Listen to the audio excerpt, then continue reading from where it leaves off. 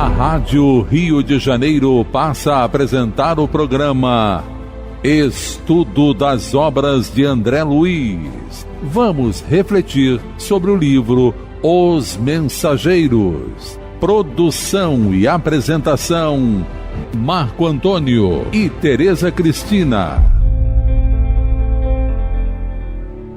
Olá, caros ouvintes da Rádio Rio de Janeiro. Estamos iniciando o nosso programa do estudo das obras de André Luiz. Atualmente estudamos o livro Os Mensageiros, que foi psicografado por Francisco Cândido Xavier pelo espírito de André Luiz. Amigos ouvintes da emissora da Fraternidade Rádio Rio de Janeiro, estamos aqui com a permissão de Jesus para darmos continuidade ao estudo da obra Os Mensageiros no seu capítulo 15, A Viagem. E no programa passado continuamos estudando o relato que André Luiz nos dá sobre as regiões, as surpresas dele, né? Dele e do Vicente, nessa incursão, nessa viagem, e o local que eles estão agora, né? Como ele mesmo diz, mergulhado num clima estranho em que predominava o frio e a ausência de luz solar, né? Uma topografia estranha, relembrando filmes da cinematografia terrestre fantásticos, e descendo sempre, ladeando escuros precipícios, não? E interessante que ele fala, nós relatamos aqui, que ele nos diz sobre aves de horripilante aspecto, né, que surgiam na sua caminhada, surgiam para eles. E comentamos sobre isso, que não nos é relatado aqui se realmente eram aves, seriam aves realmente, ou seriam pessoas induzidas, hipnotizadas e tomando esse aspecto de ave horripilante. E demos exemplo disso sobre o livro, que está no livro Libertação, em que uma pessoa induzida também pela sua consciência culpada e não ter se perdoado, e induzida a se transformar numa loba, porque ela, durante a sua encarnação anterior, se comportou como tal. E aí, relatamos, até lembramos uma página que tem no livro Técnicas de Viver, titulada Muitos Dentro de Nós, em que o espírito Kevin Van Dye, muito bom esse livro, na psicografia de Valdo Vieira, e que relata que são muitos dentro de nós, aqueles que nós exteriorizamos vez por outra nas nossas atitudes, né? Do dia a dia, aqueles animais que temos dentro de nós. Então não sabemos se é realmente um animal ou uma pessoa em estado de hipnose. A tal maleabilidade do que o perispírito tem, não é? A gente sabe disso. Uma das suas características do corpo espiritual é a sua maleabilidade. Tanto que também no livro Libertação a gente tem o exemplo dos ovoides, espíritos que estão tão atormentados e desequilibrados que não conseguem ter forma.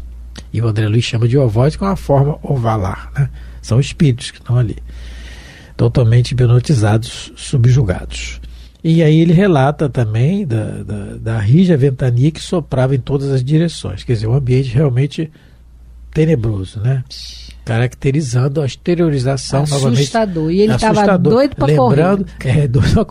Caracterizando a exteriorização do pensamento daqueles que estão ali, desencarnados, no seu tormento ainda, e dos encarnados, que somos nós, contribuindo para isso também.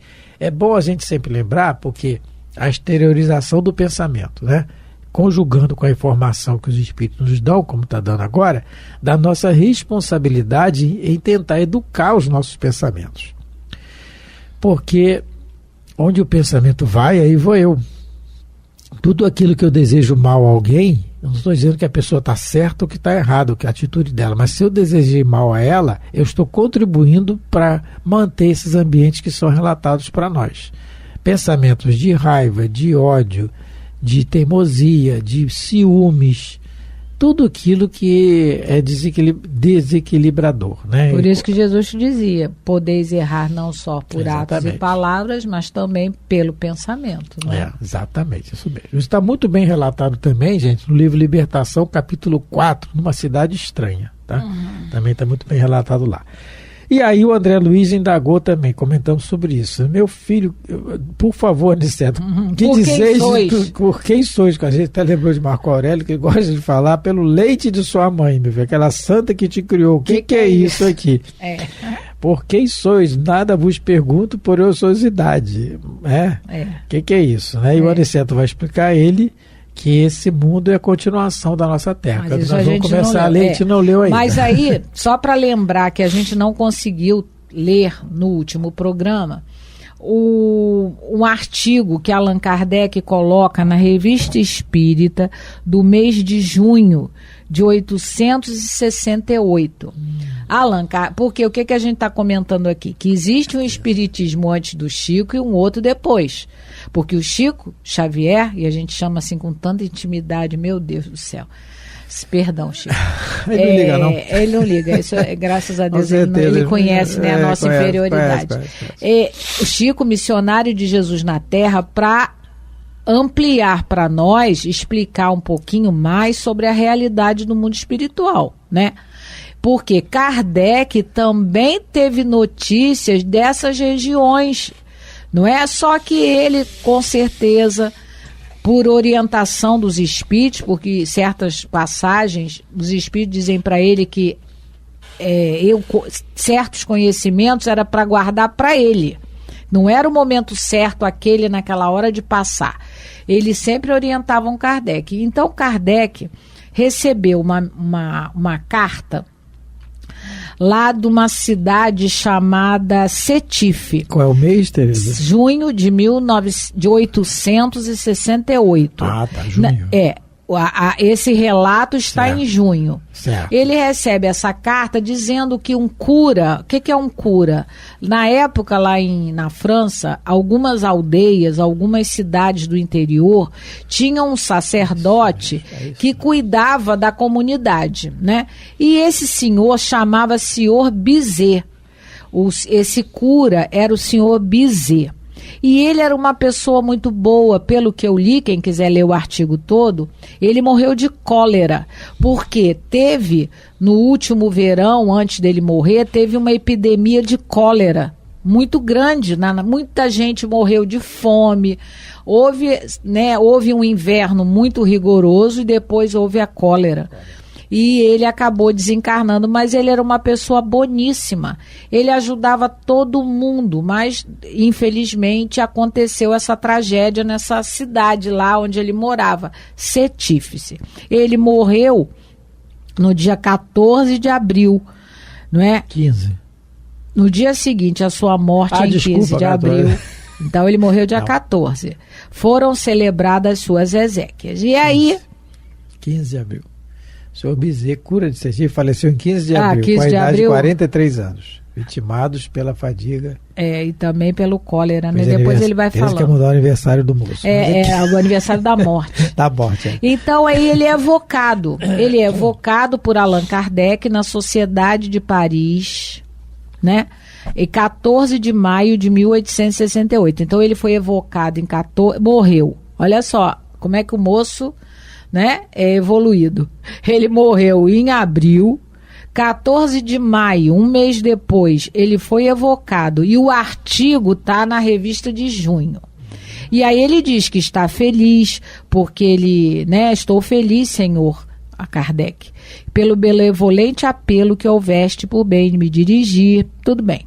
E aí ele fala, o que nos interessa é isso, ele vai relatar o que ele viu no mundo espiritual depois que ele morreu. E depois não sabia a quem ouvir. Aí ele vai relatar. Encontrei muitos amigos cujo simpático acolhimento me ajudou poderosamente a me reconhecer. Mas também tive sobre os olhos o atroz espetáculo da fome entre os espíritos. Encontrei lá em cima muito desses infelizes mortos nas torturas da fome, ainda procurando satisfazer a uma necessidade imaginária, lutando uns contra os outros para arrancar um pedaço de comida que se escondia em suas mãos, dilacerando-se mutuamente e, se posso dizer, se entredevorando. Uma cena horrível, pavorosa, ultrapassando tudo quanto a imaginação humana pode conceber de mais desolador. Muitos desses infelizes me reconheceram, e seu primeiro grito foi pão. Era em vão que eu tentava lhes fazer compreender a situação. Eram surdos às minhas consolações. Que coisa terrível é a morte em semelhantes condições. E como aquele espetáculo é mesmo suscetível de fazer refletir sobre o nada de certos pensamentos humanos. Assim, enquanto na Terra se pensa que aqueles que partiram ao menos estão livres da tortura cruel que sofriam, percebe-se do outro lado que não é nada disso e que o quadro não é menos sombrio, embora os autores tenham mudado de aparência. Olha só, ele viu feras, como o André Luiz está relatando para a gente. Exatamente. Porque muitos espíritas, alguns espíritas, acham que a obra de André Luiz é uma obra de ficção. É muita coisa que o Chico aceitou como fantasia. Mas e Allan Kardec relatando isso? É que a pessoa não estuda. Muitas das vezes é falta de estudo. É falta de conhecer a revista espírita. De dar uma... Gente, quando a gente fala assim, nós não somos nenhum... Desculpa te interromper, mas nós não somos nenhum expert em espiritismo. Claro, pelo amor de Deus, nós não sabemos quase nada. É que a gente lê. É só tirar um tempo durante o dia e dar uma lida. Isso que a Tereza está falando... a gente tem que falar, tem que relatar isso, porque são as trevas querendo tumultuar a situação. Porque desacreditar o espiritismo, ele veio clarear as trevas da nossa ignorância, para ver se a gente toma jeito, a transformação está aí do planeta, né? Para ver se pelas nossas atitudes, né? E lembrando que Kardec não teve acesso a essas informações que os espíritos deram através do Chico, porque Kardec, gente, começou do zero, começou do nada. Ele começou sem nada, sem nenhuma... E não tinha mediunidade, não era por ele que os espíritos escreviam. Ele foi um observador e tinha que ser assim. Na sua frieza que eu quero dizer, na sua imparcialidade. Ele fazia comparações. Eu não sei como é que esse homem dormia, eu acho que ele não dormia. Porque ele recebia milhares, né, centenas, não, milhares de cadernos, de mensagens de toda a Europa toda e fora da Europa também. Além daquelas reuniões que ele participava. E ele trabalhava. Ele tinha que sustentar ele e a Amélie Boudet. Ele trabalhava, pagava o seu aluguel, as suas despesas, sua comida, e trabalhava. Não sei que hora que esse homem dormia. Ele consegue fazer essa obra em pouco tempo, gente. Pouquíssimo tempo. Recebendo os combates dos próprios companheiros. Então, é um herói. É claro que Jesus não ia mandar qualquer um. Não ia mandar um Marco. Não ia mandar, pelo amor de Deus, desistir da primeira pedrada. Mas ele não. Como o Espírito de Verdade falou para ele, a sua fortaleza é qual muro de... A sua fé é qual muro de aço. E aí então existe o cristianismo antes e depois do espiritismo, antes e depois de Kardec.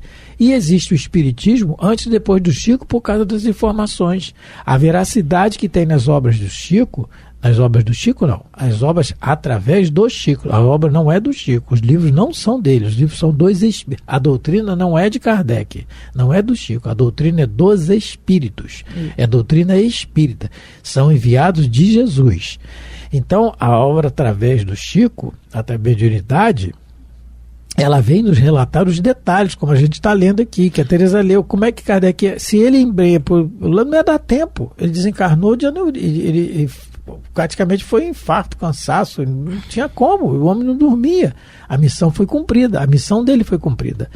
Mas vinha depois o Chico para relatar mais detalhes. E quem quiser, é muito interessante também ler a observação em que Kardec vai falar, né, sobre a vida no mundo espiritual. Aqui ele fala um pouco sobre, mas a minha opinião particular é que não está escrito em lugar nenhum, mas eu acho que se ele revelasse, claro que ele conhecia essa realidade, mas se ele revelasse naquela época, em 1858, né, talvez nós não estivéssemos totalmente preparados para receber essa notícia. Se quando o Chico começa a relatar isso em 1939, olha, quase 50 anos depois, 50 não, mais, né? 1857 para 39 são quase 80 anos. As pessoas já acharam que era fantasia da cabeça do Chico, então tudo tem o seu momento certo. E a gente, né, se tivesse, se algum, e quem sabe, né, Jesus ainda não envia outro missionário no espiritismo, no movimento espírita, para nos relatar um pouco mais sobre a vida espiritual, porque com certeza existe muito mais coisas, mas a gente ainda não ia compreender, porque nós somos ainda crianças espirituais, né? Perante esse universo de meu Deus, a gente ainda está, né? Ainda no estágio bem acanhado de evolução. No livro Religião dos Espíritos, o Emmanuel diz assim, olha aqui, olha só, não temos, pois, outro objetivo que não seja demonstrar a nossa necessidade de estudo metódico da obra de Kardec, não só para lhe penetrarmos a essência redentora, como também para que lhe estendamos a grandeza em novas facetas do pensamento, na convicção de que outros companheiros de tarefa comparecerão à liça, suprindo-nos as deficiências naturais com estudos mais altos dos temas renovadores trazidos ao mundo pelo apóstolo de Lyon, Emmanuel, livro Religião dos Espíritos. Então ele está dizendo isso, é necessário a necessidade do estudo metódico da obra de Kardec. O livro dos Médiuns é a Bíblia sobre mediunidade. Por exemplo, o Evangelho segundo o Espiritismo vem nos renovar todo o conceito que a gente tinha da menção de Jesus, de quem é Jesus, da missão, da sua missão aqui na Terra. Então é necessário, o livro dos Espíritos fala sobre a vida, sabe? Fala sobre tudo. Então é necessário que isso.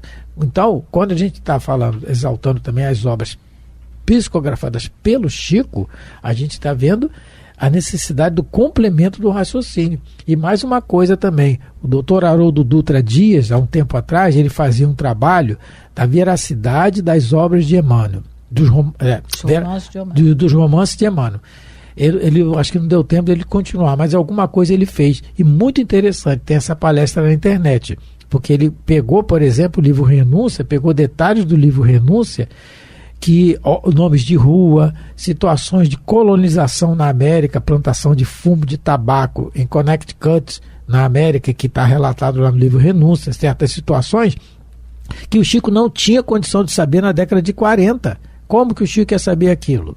Então, constatando a veracidade da obra. Detalhes da obra Paulo Estevão também, até detalhes de como navegação no mar Mediterrâneo, que só agora com cartas topográficas moderníssimas, está lá, se consegue comprovar. Como é que o Chico ia saber isso na década de 30, 40? Nem biblioteca Pedro Leopoldo tinha, e o Chico só fez trabalhar a vida inteira e à noite ia para o centro. Como? Enquanto trabalha, nunca faltou um dia de trabalho. Então como é que ia ser isso? Então é a veracidade, é o complemento que Jesus veio nos dar, porque já está na hora da gente raciocinar mais. Então vamos continuar. Agora vamos começar a ler, que a gente nem continuar começou, começando né? a ler, meu Deus, é isso. Parágrafo 15. Aniceto. Deixa eu me achar aqui. Sempre amável. Sempre amável. Ele era amável e disciplinador. Tá aqui. Aniceto, sempre amável, sorriu docemente e respondeu: todo esse mundo que vemos é continuação de nossa terra. Os olhos humanos veem apenas algumas expressões do vale em que se exercitam para a verdadeira visão espiritual. Como nós outros, que observando agora alguma coisa, não estamos igualmente vendo tudo. Então, que ele está relatando exatamente o que a gente estava comentando aqui. Nós não temos a capacidade da nossa visão de ver as expressões reais daquilo que estamos vendo com essa visão natural. O real a gente não vê. Um exemplo prático que a gente até notou aqui, é a questão do microscópio. Quando o Pasteur começou a ver o que os outros chamavam de bichinhos voadores naquele microscópio, todo mundo riu, né, dele, até porque ele não era médico. E ele sofreu muita perseguição, zombaria e deboche da sociedade academicista da época, porque ele viu os bichinhos voadores, as doenças no microscópio que hoje usa na escola. E agora, a ressonância magnética. Vocês sabem que a ressonância magnética é aquele exame que pede para a gente, né, detectar alguma coisa, né? Vou fazer uma ressonância e tal. Então, aquilo ali vamos dizer assim, é a exteriorização das células, do que elas estão sentindo, do que elas estão passando. É o que tudo está lendo ali, que o médico consegue ler, quem estudou para isso. Então, são exteriorizações das coisas que a gente não vê ao olho nu. Assim é no plano espiritual a mesma coisa. Como é que a gente ia imaginar, agora no século XX, que a gente ia ter a robotização, como as crianças estão aprendendo na escola, né? Robôs que daqui a pouco estão agindo como nós. Só não tem sentimento. Tem até filmes aí que tem robô com sentimento, mas não é o caso. Então são coisas que a gente está exteriorizando que sempre existiram, que no plano espiritual sempre existiu. Essa tecnologia que a gente está vendo agora, que é o que a gente está dizendo aqui, né? A verdadeira visão espiritual. Só os espíritos mais elevados conseguem ver, não é? Algo, porque com certeza o Aniceto está vendo coisas que o André Luiz e o Vicente não estão conseguindo, tenho certeza.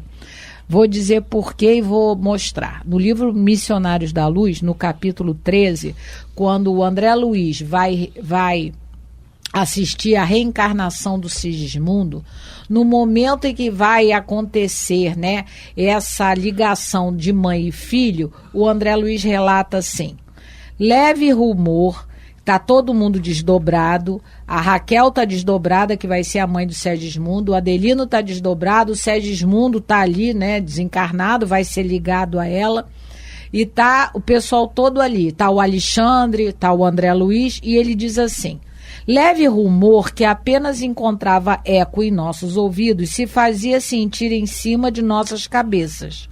Ergui-me surpreso e pude ver que uma coroa brilhante e infinitamente bela descia do alto sob a fronte de Raquel, ajoelhada em silêncio. Tive a impressão de que a auréola se compunha de turmalinas eterizadas que miraculoso ourives houvera tornado resplandecente. Seu brilho feria-nos o olhar e o próprio Alexandre, ao fixá-la, curvou-se reverente. A coroa sublime, sustentada por espíritos muito superiores a nós, que eu não podia ver, descansou sob a fronte de Raquel, porque o Alexandre, ele não fez reverência para a coroa, que é um objeto. Ele fez reverência para os espíritos que trouxeram a coroa para Raquel. E o próprio André Luiz, aqui no Missionário da Luz, capítulo 13, ele está dizendo que ele não viu, porque ele não tinha elevação como a do Alexandre. Então, aqui, no que nós estamos lendo aqui, com certeza o Aniceto está vendo coisas piores, né? Deve estar vendo coisas que, por enquanto, talvez o André Luiz e o Vicente não suportariam.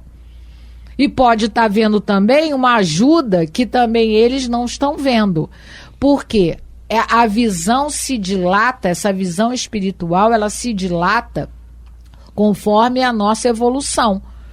Os mais evoluídos vão ver mais, os menos evoluídos são, como Jesus disse, né? Cego, guiando cego e todo mundo rumo. Está se referindo mais aos desencarnados, né? De acordo com a evolução, ele consegue abranger, assim como a questão da levitação também, né? O espírito inferior, ele levita, mas numa certa altura, né? Depois. Ele não consegue abranger alturas maiores, né? Como diz aquele ditado, Deus não dá asa à cobra, não tem? É verdade. Porque senão tá, meu Deus do céu. Se desse a nós. É isso, é lei natural. Terminamos, né? Mais um programa. Mais um programa. Não andamos muito no texto, mas comentamos, estudamos, né? Isso aqui vale, que interessa, né? A gente não tem pressa de acabar. O capítulo é porque estudar é uma coisa, ler somente é outra. Lembrar, né? Que estudamos hoje o capítulo 15, a viagem do livro Os Mensageiros. Muito obrigada a todos, Deus abençoe a todos, muita paz de Jesus. Muito obrigado pela atenção, fiquem com Deus. Você ouviu pela Rádio Rio de Janeiro o programa Estudo das Obras de André Luiz, com o livro Os Mensageiros. Produção e apresentação Marco Antônio e Tereza Cristina.